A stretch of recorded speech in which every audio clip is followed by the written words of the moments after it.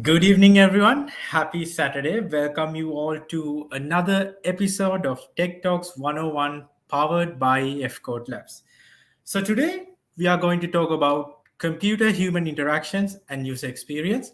For that, we have a very special guest joining with us. All the way from Berlin, Germany, we have Dr. Alex Dancu. Dr. Alex is currently working as a technical lead at Berlin Institute of Health, Germany. He obtained his master's degree from University of Kaiserslautern, Germany, and University of Southampton, England. Dr. Alex then obtained his Ph.D. from Chalmers University of Technology, Sweden. Before moving to Berlin, Dr. Alex was a visiting postdoc at MIT Media Lab and a postdoctoral researcher at Singapore University of Technology and Design. Dr. Alex, welcome to the platform. Hello, Akita. That's a long background and introduction. It's been some time.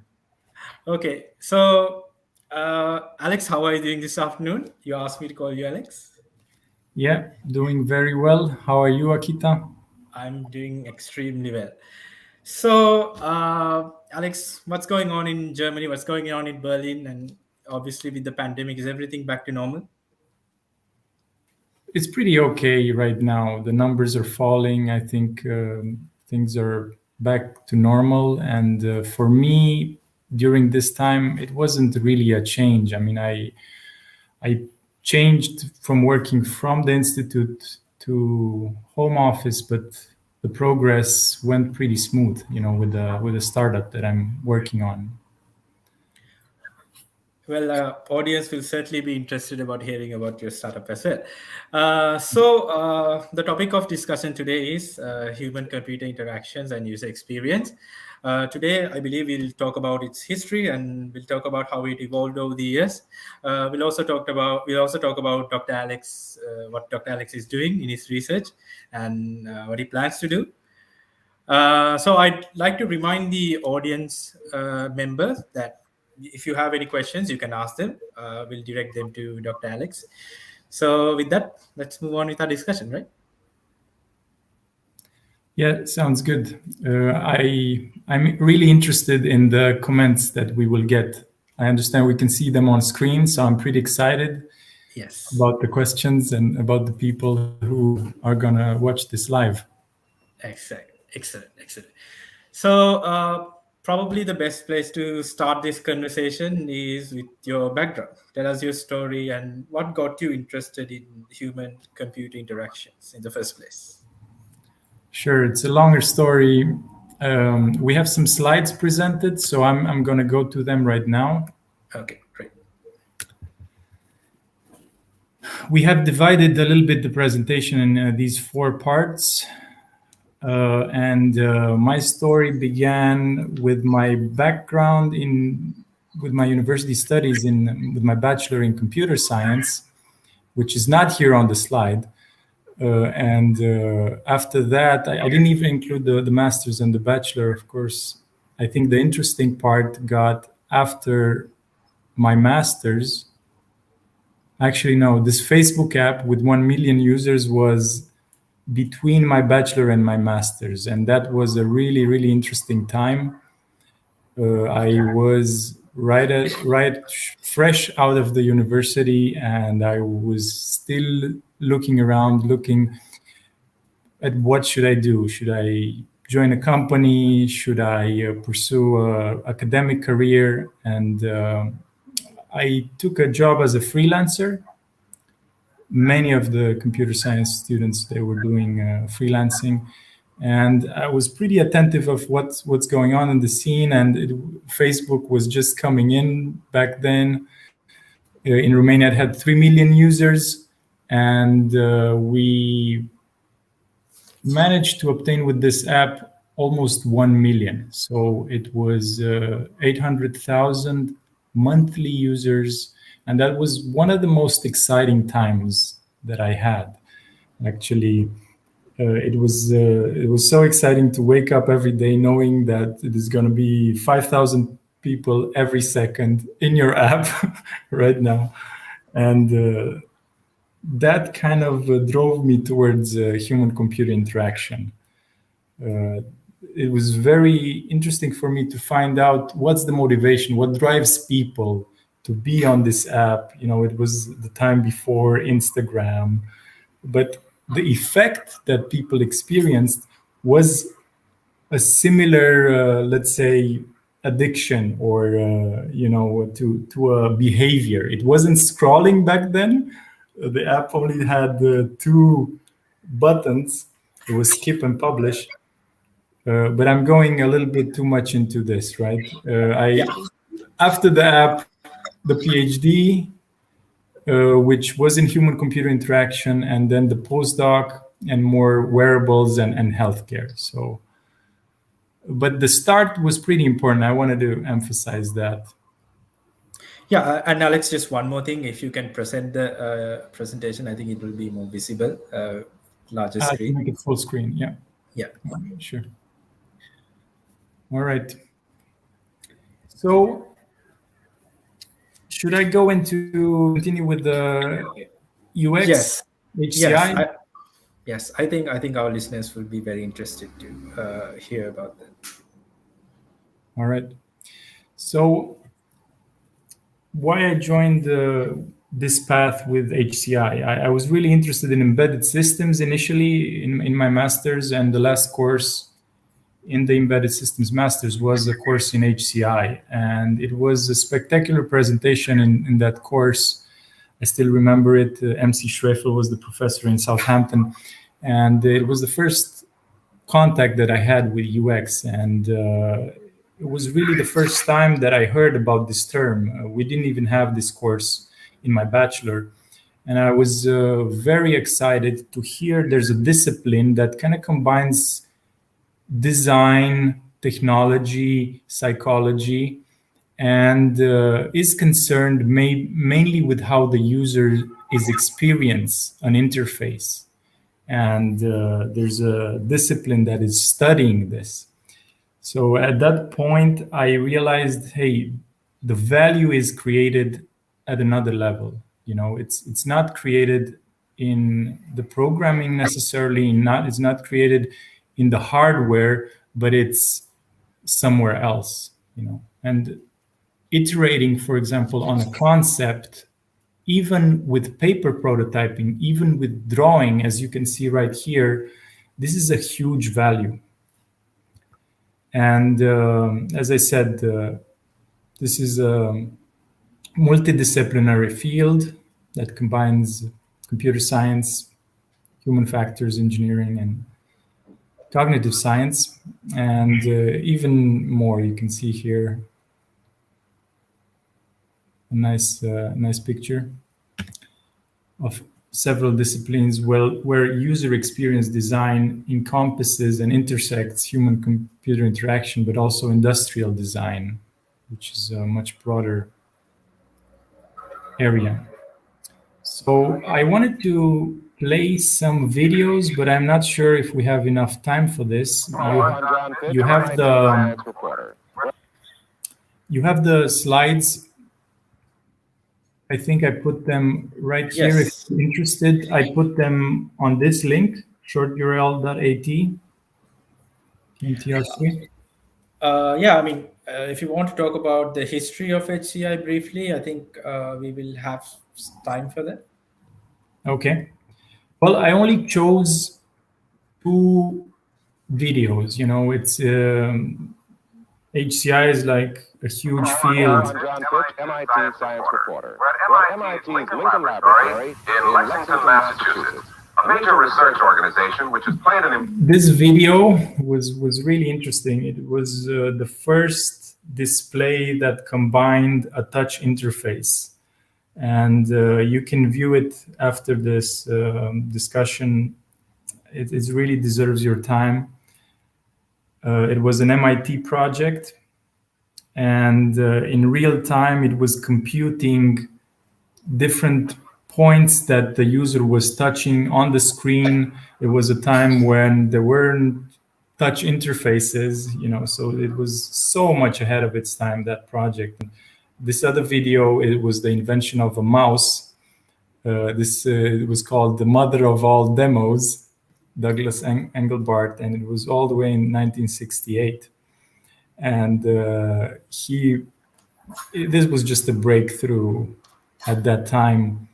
He presented so many things. He actually did a demo with a remote conference. It's like a Skype conversation in which two people controlled the cursor at the same time on the screen, and it was all the way in 1968. And now we can do that in Google Docs. And actually, Google Docs doesn't even have a cursor sharing, capability right now. Only has text. So this was legendary. Let's say two early inventions of the interface, of a user interface. Because before that time, you only had text. That's pretty important to say, that both of these examples are graphical user interfaces in a time when you only had a command prompt. So those were the early days. And it took some time until the first touchscreen was developed 10 years later in a European research laboratory. And the rest is history. Now we have smartphones and laptops with touchscreen. So this is kind of like a design process that shows how these interfaces are created. Say new types of interfaces. So you start with brainstorming, you define your audience, you do focus groups, user scenarios, you do prototypes, alpha version, and then testing, custom user testing, analysis, and you start from the beginning and you do lots of iterations. This is how nowadays, I think pretty much all of the IT projects are made. And I just want to put it here because it is possible that during the university courses, these methods are not shown. I know during my university, I haven't seen them. And what is interesting here is that user experience is even defined in a standard. Usability and user experience has corresponding ISO standard. I think this is so important.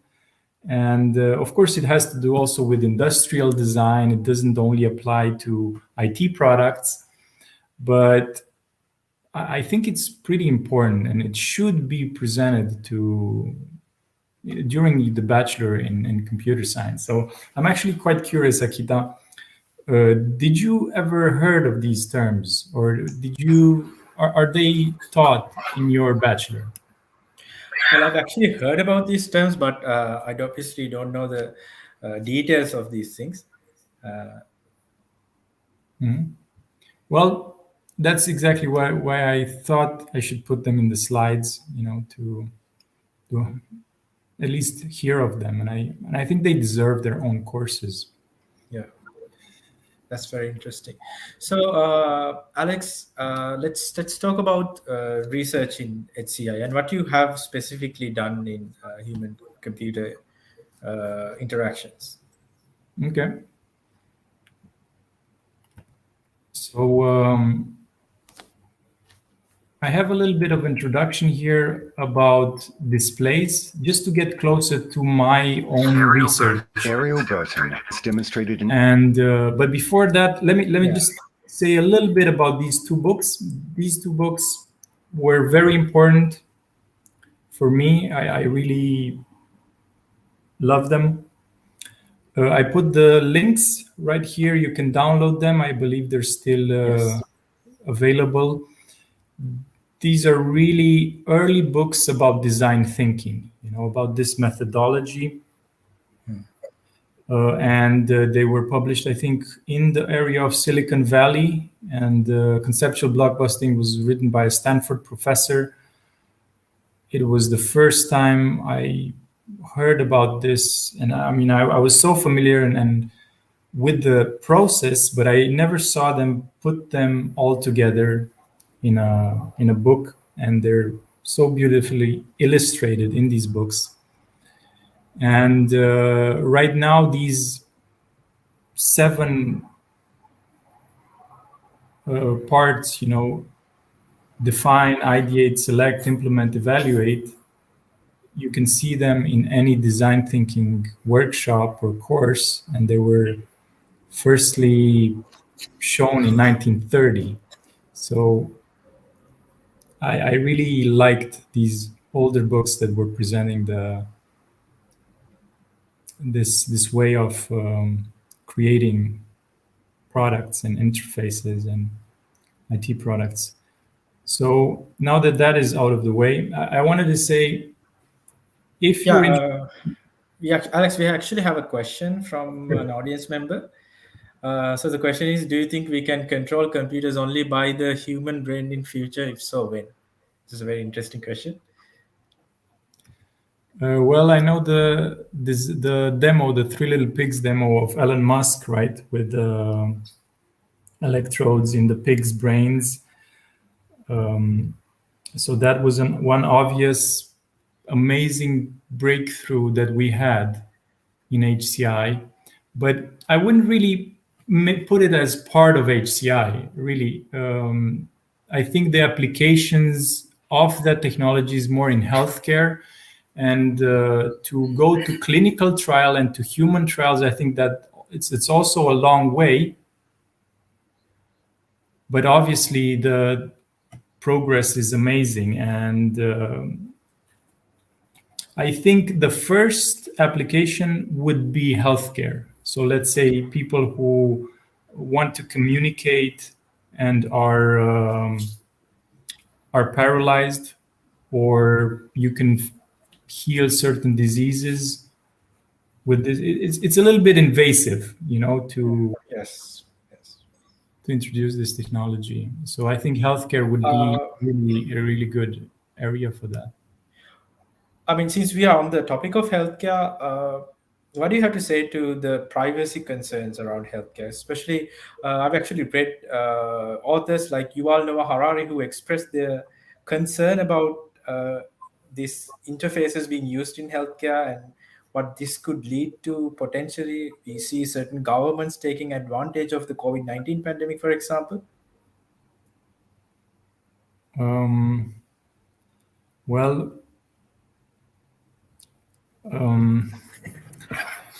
this is kind of a sensitive topic. If you want to go towards COVID, this is I wouldn't go there. Yeah, I don't think I would stick to HCI. I don't think that the governments are trying to control you. I mean, on a general basis, what do you think about the privacy around HCI? Because in healthcare, privacy is a very important thing, right? Absolutely. Even with our project right now, we have privacy issues, especially with the data. And so with privacy in HCI, well, it depends really on which technology are we talking about. Are we talking about HCI? Are we talking about brain-computer interfaces? Are we talking about smartphones, phones? I mean, you got to narrow down the question. Yes. So I think maybe we'll get to the healthcare sector specifically towards the end. I think maybe we'll be able to discuss these things in detail, right? Sure. Yeah. And we also have another question from an audience member. Can you explain how color psychology affects the user experience, and some tips designers as well?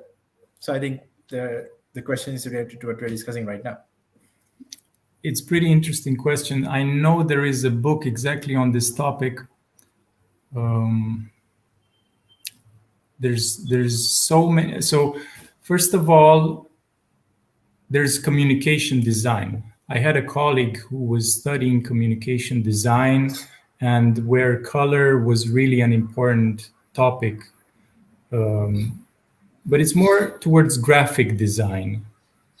So indeed, it has a huge influence, but interaction design is not so much concerned with the colors. And of course, you have a graphic designer that you're working with that figures out the form of the interface, the colors. But interaction design has a lot to do with how the screens, the whole wireframe of the screens happens and what's the flow of the interaction, how the user goes from one screen to the other. So I think there is a certain book, I can look it up right now. I think it was called 100 Things That Every Designer Should Know. And it was all concerned with colors, with shapes. I can give that recommendation afterwards. I can look it up and share it with you, because I think that describes the question very well. Excellent. So I believe we'll move on to the research or the projects that you're currently doing on healthcare specifically. Well, we can switch to that, sure. So this slide that contained a lot about displays and research in my PhD that has to do with wearable displays. If you download the presentation, you can check them out. The whole idea was how to present information to the user in alternative ways that as opposed to mobile phones and laptops that use a rectangular screen just because we can do and we have this technology. And interaction, from the perspective of interaction, you have also these amazing papers that use fingers and touch of the hand to interact with the interface. So this is a really good example of innovation in human-computer interaction. This is why I put this in these slides. You can see there would be an interface on a Google Glass, and then you would have ways that you would input information to the screen by touching your hand in different positions, for example, and in various areas on the fingertips. And this is one of my favorite papers that is exemplifying this way of thinking and how to design these types of interfaces. But regarding healthcare, I could show you exactly what I'm working right now. So after the postdoc, that was one of the applications there in the slide deck. You could switch to close the presentation and show this device that I'm working on. So right now I'm working on an insole that looks like this. This is a battery that sits on top of an orthesis. Orthesis is like a snowboard boot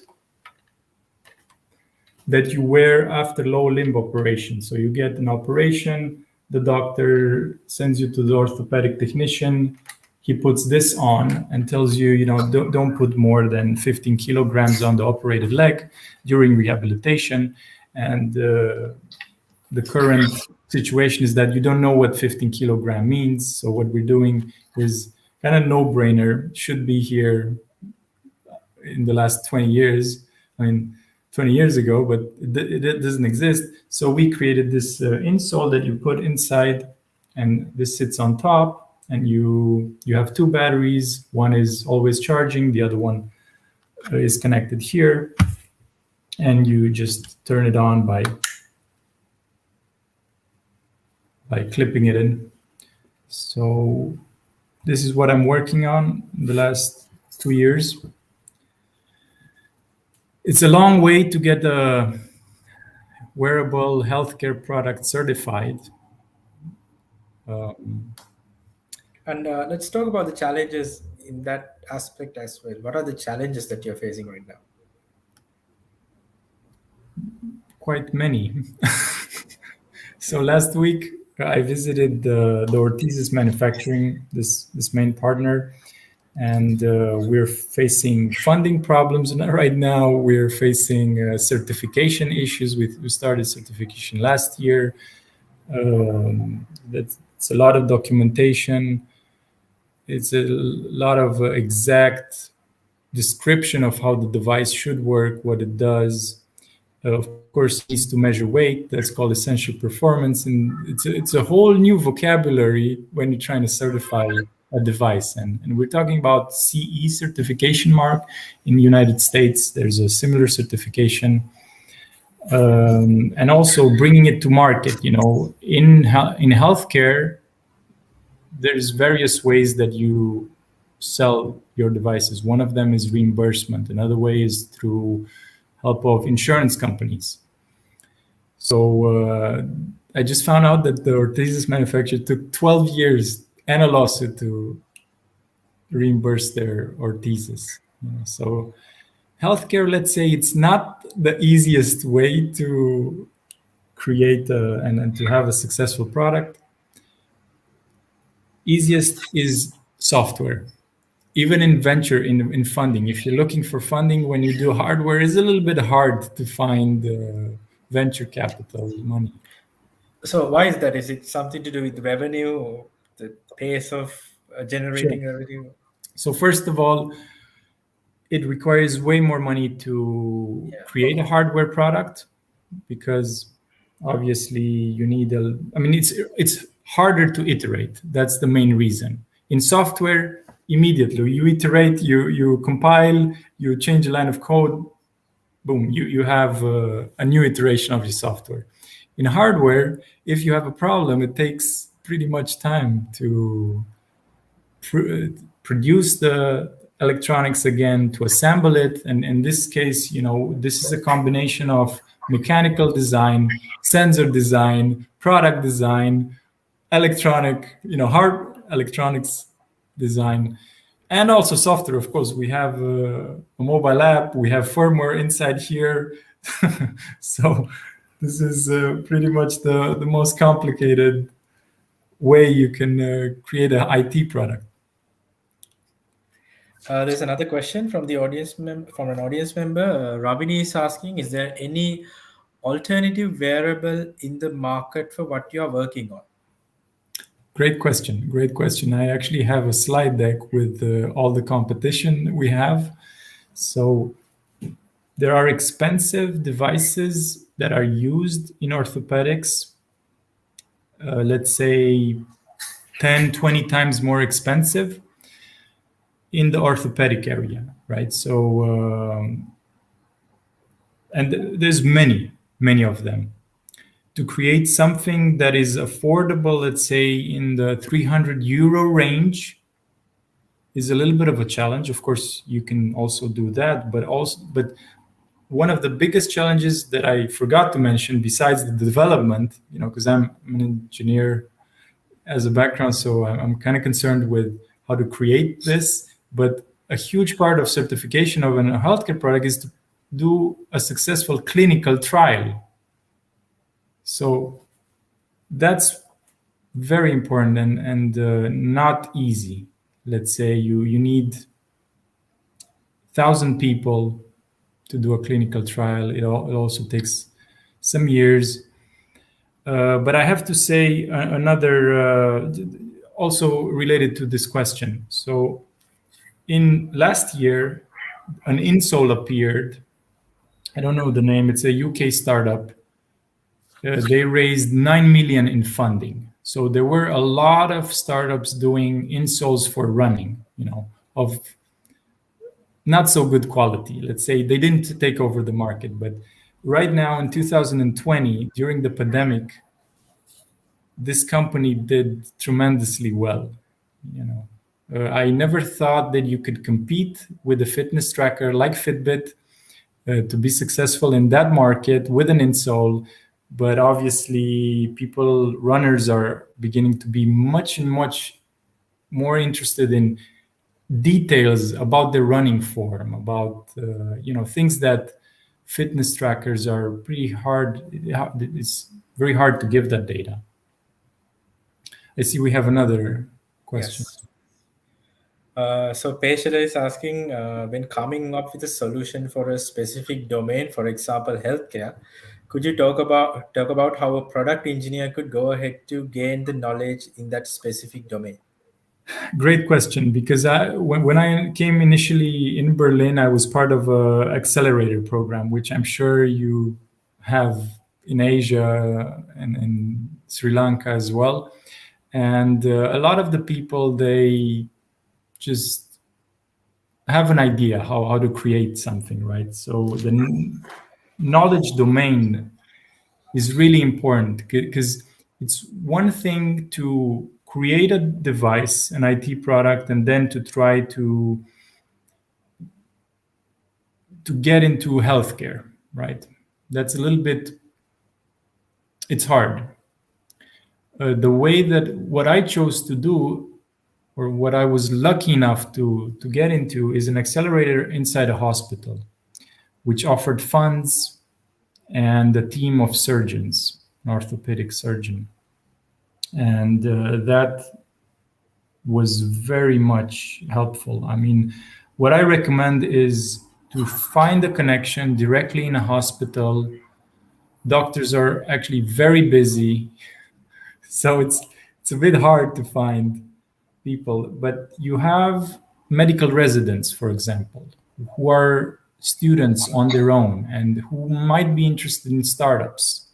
So I think there's such a huge area to explore here.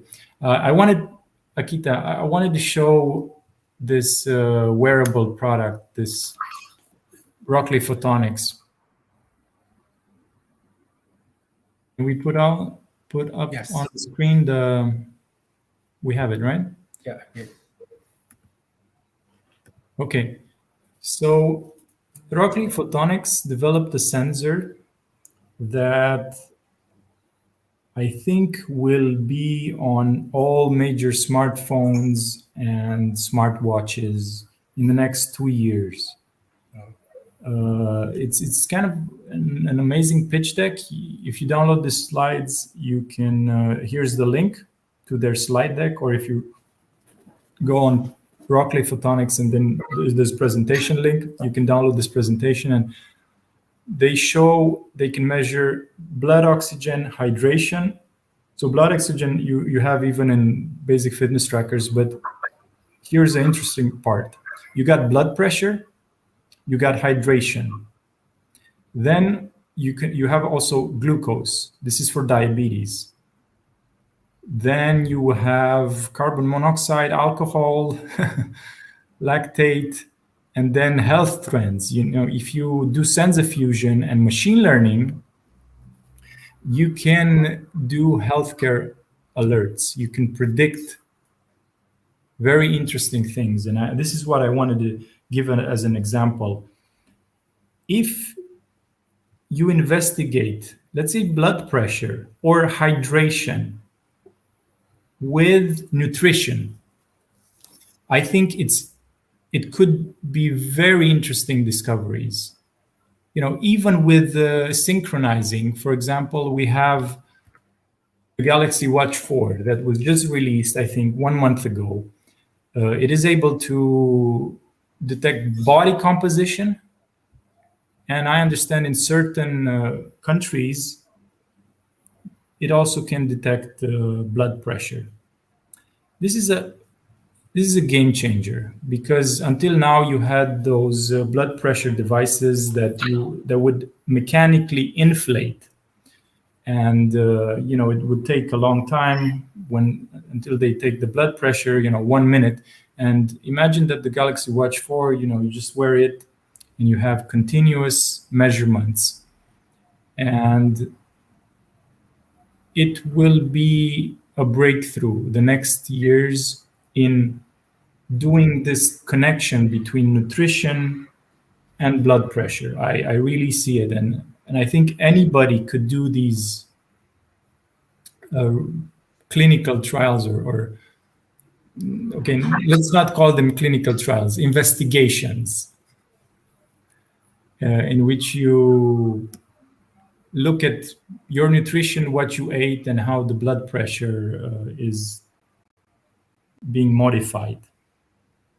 Or actually several types of diseases I think you can detect. And this is why I wanted to put these slides, just to give some ideas where the breakthroughs in healthcare will come from. Yeah, so I think one of the questions that a lot of people have is, in almost all the countries, healthcare is quite expensive. And where do you see the future? I mean, with these healthcare wearables, do you see it really driving the cost down and making healthcare, good quality healthcare, affordable and accessible to a large number of people? And how do you see the pace of progression? Yeah, great question. Because home care right now has a huge trend. So even companies that provide any form of home care, I think they will have tremendous benefits and success in this market, and especially in this pandemic times. You wanted to talk about the situation. So I was just talking with somebody from New York, a guy who was working in a rehabilitation for elderly in a company. He was the VP of that. And he mentioned this idea with home care. So I think you could have many types of devices, and you could serve a particular part of the population which are interested in, the most recent technologies, like this Galaxy Watch 4. And there will be so many more technologies coming out. For example, DNA analysis is getting really, really cheap, right? Personalized nutrition. And this is all coming through these DNA tests. So combining wearables with genetic testing that, for example, Dante Labs, I think I paid $200 for a genetic test that had a well-being report, and also a disease report, like diseases that you are more prone to. So imagine a home care service or a home care company that provides that all of these technologies that exist nowadays, right? Well-being reports based on your DNA, wearables, rehabilitation equipment, and just keeps track of all the amazing products that are being created and offering them as services for the general public. Why was Google Glass a failure?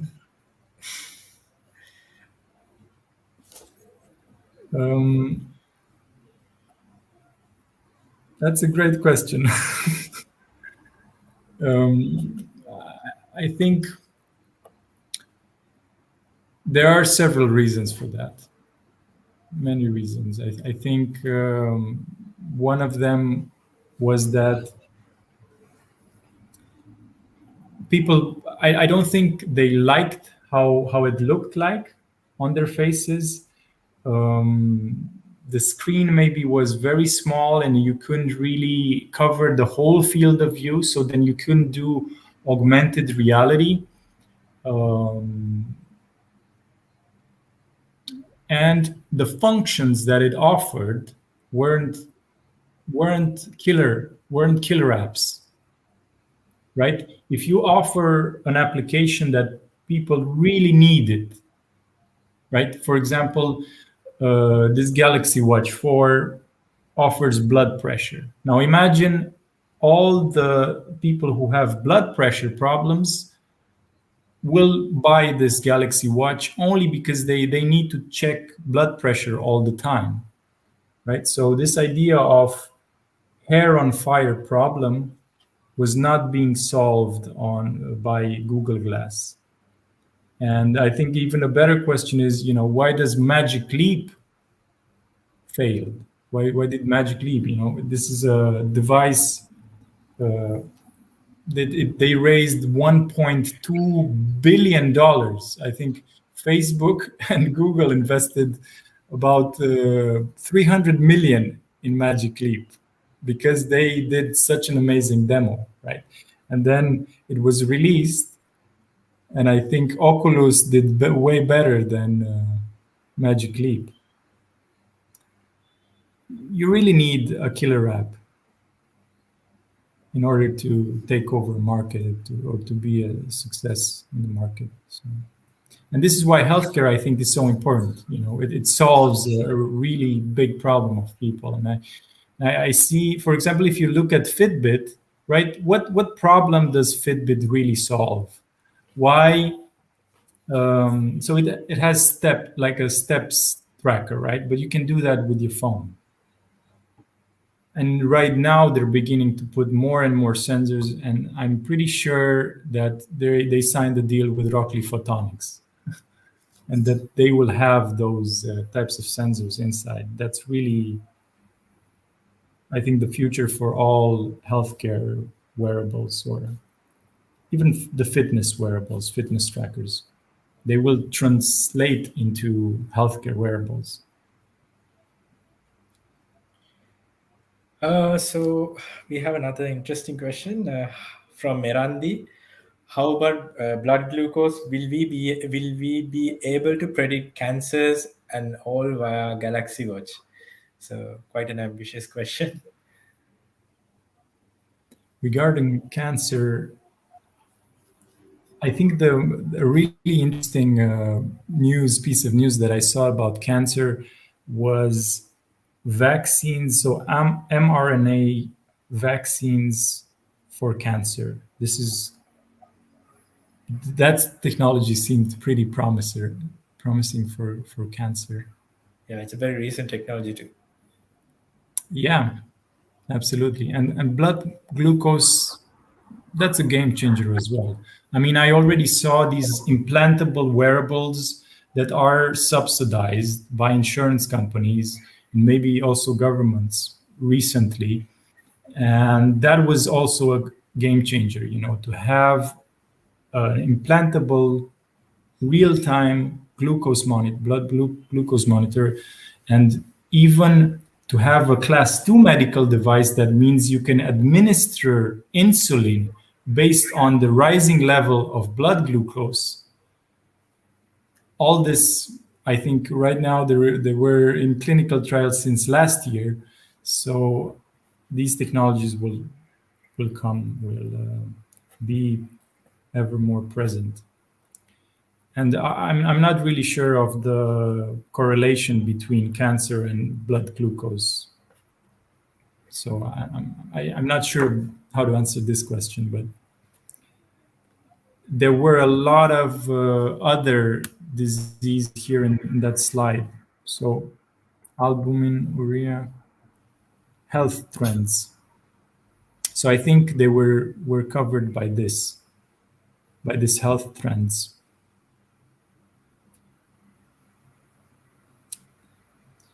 Let's follow Rockley Photonics and see what's happened. I think this is a very interesting company, and I was very surprised by their webcast and by their pitch deck.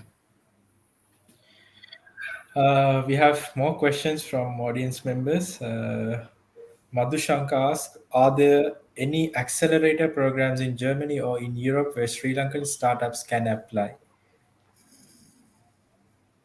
I don't know. I just remembered there is Vision Health. There were a couple of accelerators where it didn't matter where you are from, where I know there were companies outside Europe. And I think it's Vision Health Pioneers. This is actually an accelerator where I want to apply. and they just opened their deadline yesterday on 15th of October. So Vision Health Pioneers is one, and I'm pretty sure companies outside Europe were able to apply. And there was one more that I can't remember the name. Yeah, so we have another question. Sir, can I know what are the leading conferences for HCI? Kasun is making that question. Kasun is asking that question. Absolutely. So in HCI, the main two conferences are CHI, CHI, that's the name. It's the whole name is Proceedings in Human Factors. It's a longer name. But CHI, if you write CHI 2021, CHI 2022, 2020, you can see all the past editions and where it's going to be this year. This is the top in this field, started in 1980s, and then you have UIST, UIST, User Interfaces, Services and Technologies, I think, WIST. And these guys focus more on the technology side, so less on the user experience or on the user studies, and CHI is more on user studies.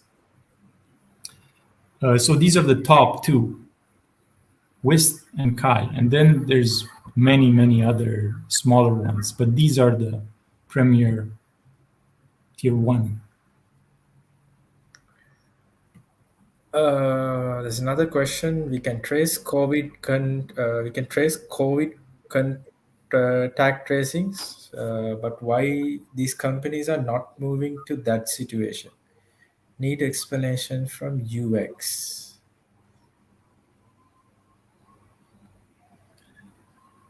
Actually, there was an application like that in Germany. Somebody told me about it. And I remember that Android had to do an update in their firmware to allow a certain feature that application for tracing needed. A friend of mine told me, and it had to do with the feature in Bluetooth, I believe. I didn't personally use that application, but I know this was an application created in Germany, I think in collaboration with Siemens. They put a lot of funding into this. You can look it up. But you wanted an explanation from UX. I'm not really sure what you mean. This application already has been made in Germany, and from the UX side, there's not such an interesting application. Or let me just say, UX.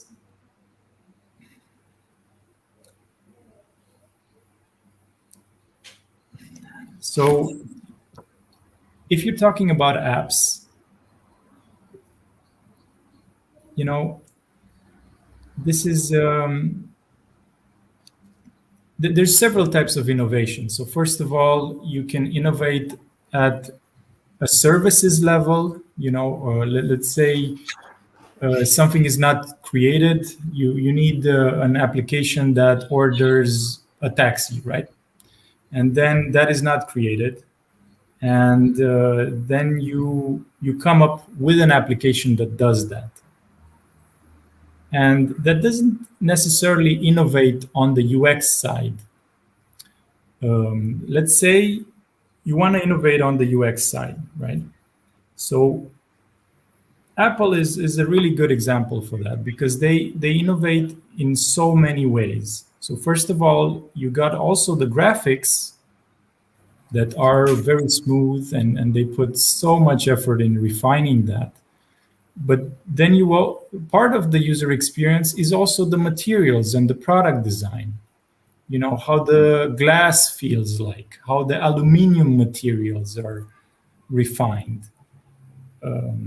So this is also, even if it's product design, but it's also part of the broader user experience.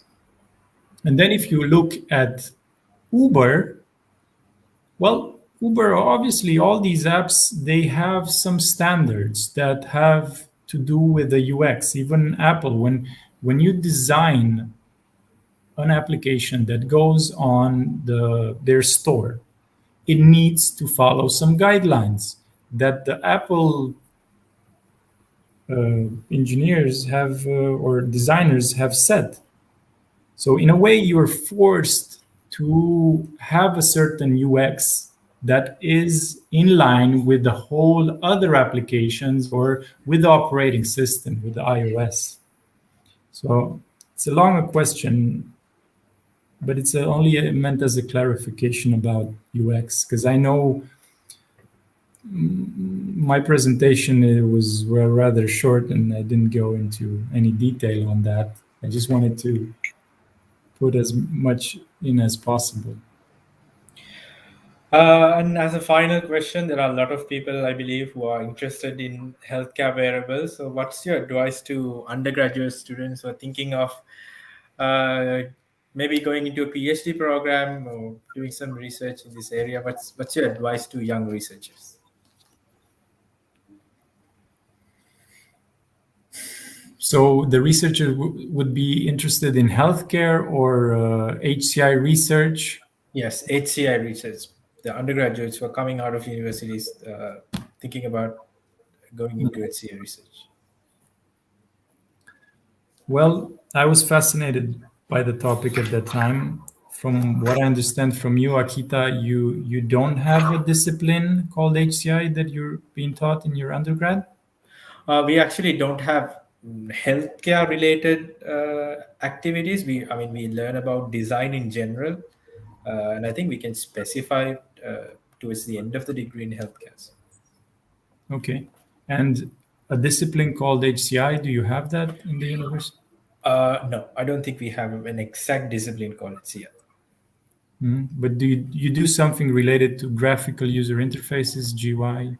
Yes, it's in a computer engineering course. You do a lot of things related to coding and specifically graphical user interfaces and things like that. Okay.